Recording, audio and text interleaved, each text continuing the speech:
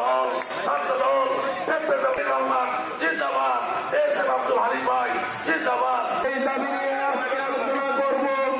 আজকে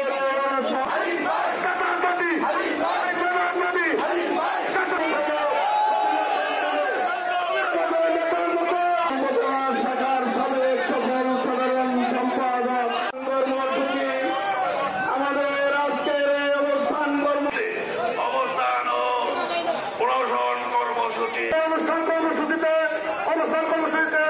সভাপতিত্ব আজকের এই বিশাল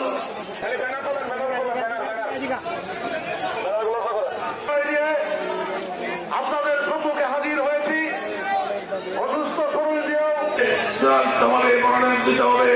পাশাপাশি যে সম্ভাব্য প্রার্থী ঘোষণা করা হয়েছে সেই প্রার্থী সুলতান মাহমুদ বাবু ভাইকে যে সম্ভাব্য ঘোষণা করার পর আজকে ইসলামপুরে মানুষ ঐক্যবদ্ধভাবে হেঁটে উঠেছে।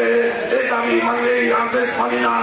এই আমরা এই নির্বাচনে একমাত্র হালিম ভাইকে চাই, যে ব্যক্তি এই রাজপথে এই আন্দোলন সংগ্রামে বিএনপির দুঃসময়ে আমরা রাজপথে তাকে দেখি নাই, অথচ তাকে সম্ভাব্য প্রার্থী হিসেবে ঘোষণা করা হয়েছে। সেই সম্ভাব্য প্রার্থী একজন অসুস্থ মানুষ হিসেবে বাঙালি মানুষের মধ্যে যেভাবে আমরা ইসলামপুরের মধ্যে রাজনীতি করি, আমাদের বাংলাদেশের মানুষ অত্যন্ত একজন নিবেদিত পাই।